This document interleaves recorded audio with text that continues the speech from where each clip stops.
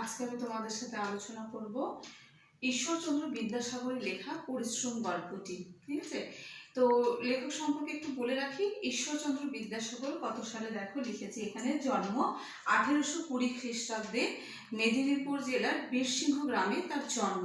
তার পিতার নাম কি ঠাকুরদাস বন্দ্যোপাধ্যায় এবং মাতার নাম ভগবতী দেবী। এই ঈশ্বরচন্দ্র বন্দ্যোপাধ্যায় তার নাম, কিন্তু তাকে কি বলা হয়? বিদ্যাসাগর বলা হয়। এটা তিনি উপাধি হিসেবে পেয়েছিলেন বিদ্যাসাগর, অর্থাৎ তার অগাধ পাণ্ডিত্য, অনেক জ্ঞানের জন্য তাকে বিদ্যাসাগর বলা হয়। আর তাকে আরেকটা আমরা জানি যে তাকে দয়ার সাগরও বলা হয়, কারণ তার অনেক দয়া, তার মানে অনেক করুণা ছিল। তিনি মানুষকে কষ্ট দেখলে তিনি সহ্য করতে পারতেন না, তিনি সাহায্যের জন্য ছুটে যেতেন, তার জন্য তাকে কি বলা হয়? দয়ার সাগরও বলা হয়। এই ঈশ্বরচন্দ্র বিদ্যাসাগরের মৃত্যু কত সালে দেখো, 1891 খ্রিস্টাব্দে ঈশ্বরচন্দ্র বিদ্যাসাগর মারা যান। এই বিদ্যাসাগর কিন্তু নিজের জীবনেও কিন্তু বিদ্যাসাগরকে প্রচুর পরিশ্রম করতে হয়েছে। সকালবেলায় সমস্ত ঘরের কাজ, যেমন রান্না করা, বাটনা বাটা, সবজি কাটে, সমস্ত কাজ করার পর তিনি কিন্তু পড়াশোনাও করেছিলেন। তো তার যে জীবনে যে পরিশ্রমের যে ভূমিকা, তার যে মাহাত্ম্যটা তিনি উপলব্ধি করেছিলেন, তার জন্যই কিন্তু তিনি পরিশ্রমকে কেন্দ্র করে তিনি একটা গল্প লিখেছেন। এখন আমরা গল্পটা আলোচনা করছি। গল্পটার প্রথমেই বলেছে, বিনা পরিশ্রমে কেউ কোনো বস্তু পাইতে পারে না। তাহলে কি বলেছে? কোনো পরিশ্রম ছাড়া, পরিশ্রম কথা হলো মেহনত করা, খাটা, তাই তো, খাটুনি করা যেটা বলি। তাহলে কি বলেছে? বিনা পরিশ্রমে, কোনো পরিশ্রম ছাড়াই কিন্তু কেউ কোনো বস্তু পাইতে পারে না, কোনো জিনিসই কেউ কোনোদিন পেতে পারে না। ভিক্ষা করিয়া বিনা পরিশ্রমে কোনো বস্তু পাওয়া যাইতে পারে, কিন্তু ভিক্ষা করা ভদ্রলোকের কর্ম নহে। তাহলে কি বলেছে? পরিশ্রম না করে একমাত্র ভিক্ষা করে কোনো কিছু খুব সহজেই পাওয়া যেতে পারে, কিন্তু ভেবে দেখো, ভিক্ষা করাটা কি সত্যি কি ভদ্রলোকের কাজ? সেটা তো ভদ্রলোকের কাজ নয়। হ্যাঁ, কেউ কেউ আছে যখন কি তাদের অঙ্গ প্রত্যঙ্গ, যেমন হাত পা কোনো কিছু বিকলাঙ্গ আছে, তাই না, যে হাঁটতে পারে না, চলতে পারে না, তারা ভিক্ষা করছে, সেটা আলাদা। কিন্তু সুস্থ মানুষ যখন ভিক্ষা করে, তাহলে সেটা থেকে খুব গর্বের বিষয়, সেটা কি খুব ভালো কিছু? সেটা কিন্তু ভালো কিছু নয়। তারপর কি বলেছে দেখো, যে ভিক্ষা করে সে নিস্তেজ ও নিশাচর। তাহলে কি বলেছে? সে যে ভিক্ষা করে সে নিস্তেজ, মানে তেজ, তার কোনো তেজই নেই, তার কোনো ক্ষমতাই নেই। আর কি বলেছে? ও নিশাচর, অর্থাৎ লজ্জাহীন যে দৃষ্টি, অর্থাৎ তার কোনো সম্ভ্রম নেই। সেই ব্যক্তি সকলের ঘৃণার পাত্র। সেই ব্যক্তি বলতে কোন ব্যক্তিকে বোঝানো হয়েছে? যে ভিক্ষা করে খায়। তাহলে কি বলেছে? সেই ব্যক্তি কি বলেছে? সবার কাছে, সকলের কাছে বলতে সমাজের সকলের কাছে কিন্তু সে খুবই ঘৃণার পাত্র, তাকে কেউ পছন্দ করে না, কেউ ভালো নজরে দেখে না। এরপর কি বলেছে দেখো, যদি কোনো ব্যক্তি কখনো পরিশ্রম না করিত, তবে গৃহ নির্মাণ ও কৃষিকার্য সম্ভব হতো না, কৃষিকার্য করতে পারতো না। তাহলে কি বলেছে? কোনো ব্যক্তি যদি কখনো পরিশ্রমই না করে, যদি কখনো খাটুনি না খাটে, তাহলে কি করতো? গৃহ নির্মাণ মানে ঘর বাড়ি তৈরির কাজ, তারপরে ধরো কৃষি কাজ করা, তাই না, যে ফসল উৎপাদন করবে, এগুলোর পেছনে তো আছে পরিশ্রম। পরিশ্রম ছাড়া তো এগুলো কাজ সম্ভবই না। তাহলে কি বলেছে? যদি পরিশ্রম না করতো, তাহলে এগুলো একেবারেই সম্ভব ছিল না। এরপর দেখো, খাদ্য সামগ্রী, পরিধেয় বস্ত্র ও পাঠ্যপুস্তক পাওয়া যাইতো না। তাহলে কি বলেছে? খাদ্য সামগ্রী, যে আমরা যে দৈনন্দিন জীবনে যে খাবার দাবারের যে সামগ্রীগুলো আছে সেগুলো। তারপর কি বলেছে? পরিধেয় বস্ত্র, অর্থাৎ যে আমরা পোশাক পরে থাকি সেই যে বস্ত্রগুলো। তারপর কি বলেছে? পাঠ্যপুস্তকে যে বই খাতা, এগুলো কি বলেছে? কোনো কিছুই কিন্তু আমরা পেতাম না যদি মানুষ যদি পরিশ্রম করা ছেড়ে দিত।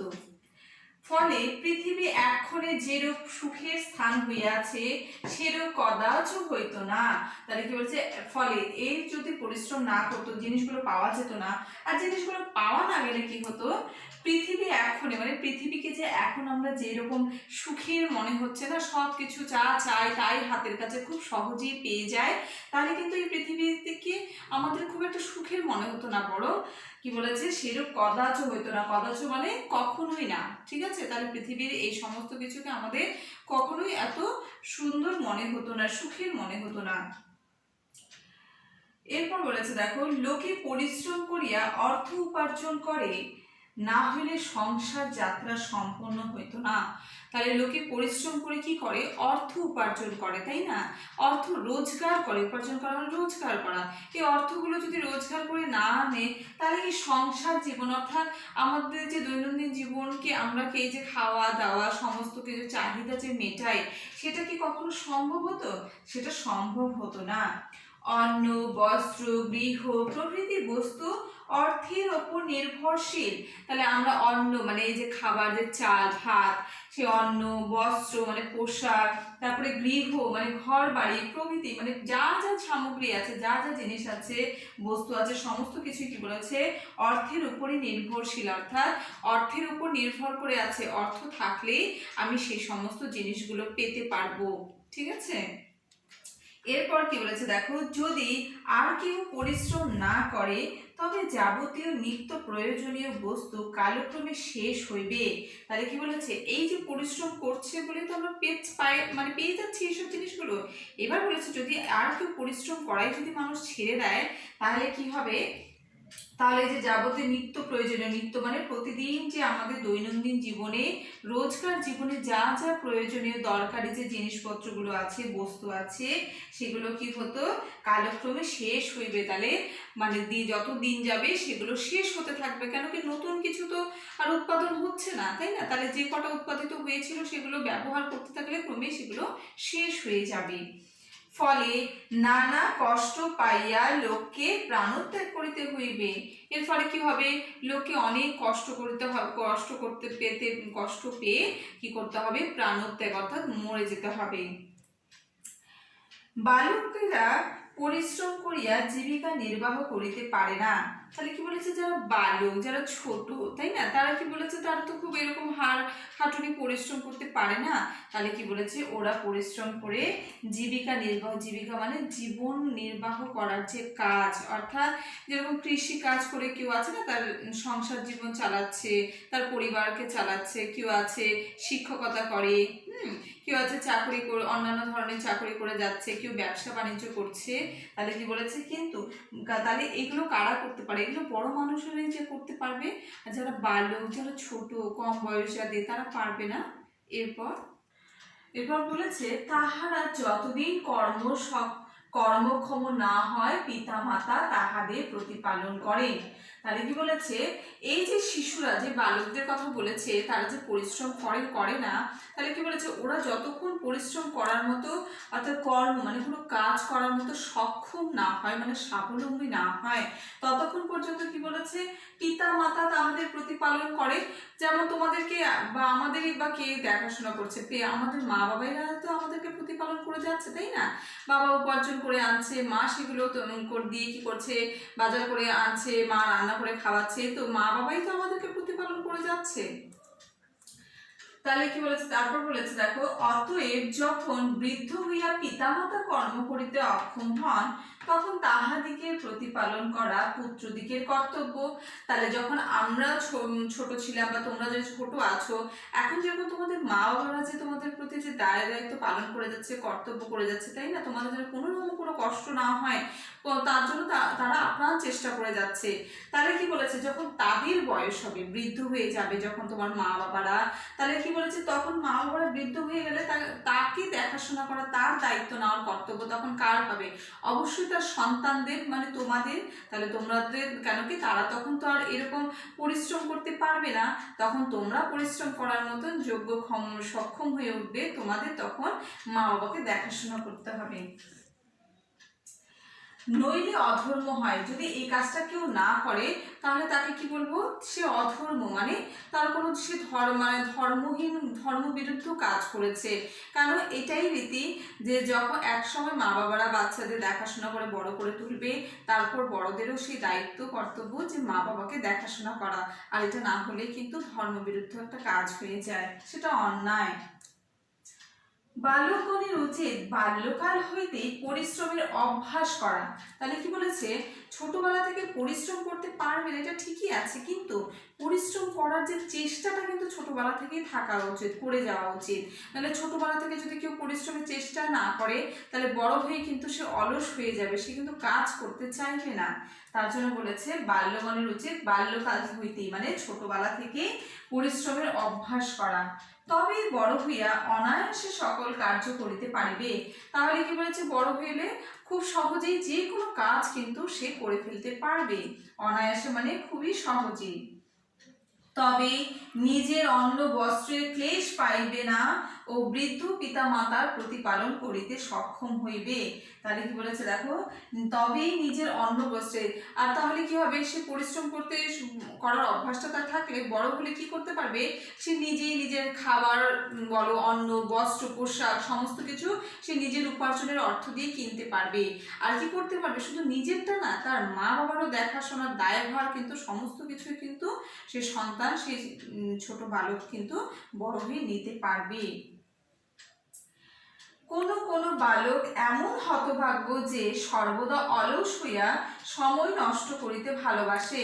বলেছে কেমন কোন কোন বালক এমন বোকা, এমন ভাগ্যহীন যে ওরা বোঝেই না পরিশ্রমের মূল্য কি, কেন পরিশ্রম করা দরকার। ওরা কি করে, অলস হয়ে থাকে ছোটবেলা থেকে, আর অলস হয়ে কি করে, সময় তারা কি করে, নষ্ট করেই চলেছে, নষ্ট করে যায়। তাহারা বাল্যকালে বিদ্যাভ্যাস ও বড় হইয়া অর্থোপার্জন করিতে পারে না। তাহলে বলেছে কেন কি, পড়াশোনা করতে গেলে তো একটা পরিশ্রমের প্রয়োজন, তাই না? এই যে কত পড়াশোনা শেখা, ওগুলোকে লিখে লিখে অভ্যাস করা, পরীক্ষা দেওয়া, পাশ করা, তাহলে এর ফলে তো তোমরা বড় হতে পারবে। তাহলে এগুলো কি করেছে, তাহলে যারা অলস তারা ছোটবেলা থেকে এটাও করে না, পড়াশোনাও করে না, আর বড় হয়ে কি করে, ভালো কোনো কাজও করতে পারে না, ভালো, আর তারপর কি প্রয়োজনীয় যে অর্থ সেটাও কিন্তু উপার্জন করতে পারে না। সুতরাং আজীবন ক্লেশ পায় পরের গলগ্রহ হইয়া থাকে। এর ফলে কি হয়, ছোটবেলায় তো আর বোঝে না এই জিনিসগুলো, মা বাবা বোঝালেও তখন ওরা কি হয়, যারা অলস হয়ে বড় হয় তারা কি হয়, যে আজীবন মানে সারা জীবন তাদেরকে ক্লেশ অর্থাৎ কষ্ট পেতে হয়। আর কি বলেছে, পরের গলগ্রহ, গলগ্রহ কথার অর্থ কি, মানে ইচ্ছে না থাকলেও যাকে দেখাশোনা করতে হয়, ঠিক আছে, যার দায়িত্ব নিতে হয়। তাহলে কি হয়, সেসব তো ছেলেপেলেরা কিছুই করে খেতে পারবে না, তাই না? তাহলে তাদের দায়িত্ব বড় হলে অন্য কাউকে নিতে হবে, কেন কি, মা বাবা তাদের বয়স হয়ে যাবে, কে দেখবে তাদের। তার জন্য বলেছে অন্যের গলগ্রহ হয়ে থাকতে হয়। এরপর কতগুলি সাধারণ বস্তু আছে যাহাতে সকলের সমান অধিকার। তাহলে বলেছে কতগুলো সাধারণ বস্তু আছে যেগুলোতে সবার কিন্তু, সমস্ত মানুষেরই কিন্তু সমান অধিকার থাকে। তাহলে আমরা এখন জানি সেই সাধারণ বস্তুগুলো কি। তাহলে কি বলেছে, সকলেই বিনা পরিশ্রমে পাইতে পারে, অর্থাৎ সেই সাধারণ বস্তুগুলো পেতে গেলে কাউকে পরিশ্রম করতে হয় না, বিনা পরিশ্রমে কিন্তু মানুষ সেগুলো পেয়ে যায়। এই সাধারণ বস্তুগুলো কি দেখো, বায়ু, সূর্যের আলো, হ্যাঁ, বৃষ্টি ও নদীর জল, ইহাতে সকলেরই সমান অধিকার। তাহলে যে বাতাস, সূর্যের আলো, বৃষ্টি, নদীর জল, এগুলো তো প্রকৃতি আমাদেরকে এমনিই দিয়ে দিচ্ছে, এগুলো পেতে গেলে কি আমাদের কষ্ট করতে হয়? বিন্দু মাত্র কষ্ট করতে হয় না, এগুলো প্রকৃতি আমাদের এমনি দিয়ে যাচ্ছে যোগান।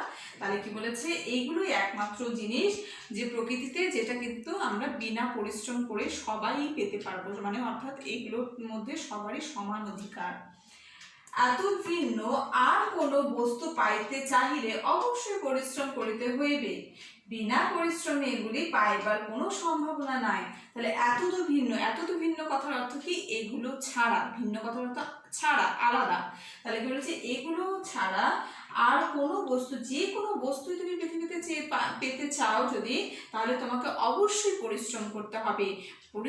বিনা পরিশ্রমে কিন্তু তুমি সেই জিনিসগুলো কিন্তু একদমই তুমি পেতে পারবে না।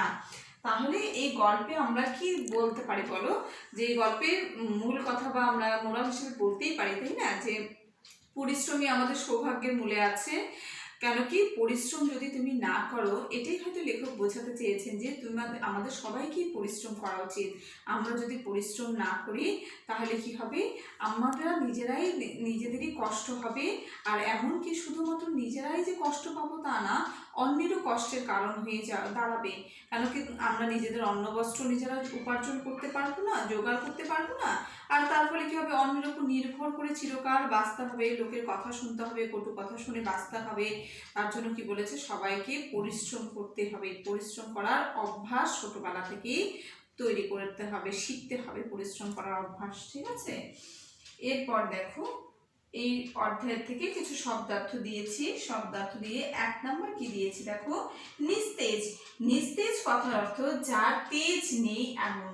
আবার বলছি, নিস্তেজ দন্তানরসি দন্ত সহায়তা একার বর্গীয় জ।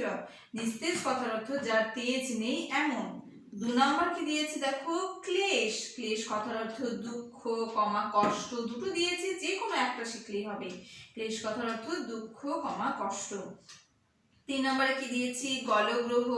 গলগ্রহ কথার অর্থ কি, যে দায়িত্ব অনিচ্ছা সত্ত্বেও পালিত হয়। তাহলে কোনো দায়িত্ব নিতে ইচ্ছে করছে না কিন্তু তবুও পালন করতে হচ্ছে, তাকেই বলা হয় গলগ্রহ। এরপর 4 নম্বরে দিয়েছি ঘোরতর। ঘোরতর কথার অর্থ হলো অত্যন্ত ভয়ঙ্কর। ঠিক আছে, এখানে অত্যন্ত জায়গায় খুব ভয়ঙ্কর লিখলেও হবে। ঘোরতর কথার অর্থ হলো অত্যন্ত ভয়ঙ্কর। তাহলে আজকে গল্প পড়লাম আর শব্দার্থগুলো জেনে নিলাম, পরের ক্লাসে তোমাদের প্রশ্ন উত্তরগুলো আলোচনা করে দেবো। ঠিক আছে, এখানে শেষ করছি।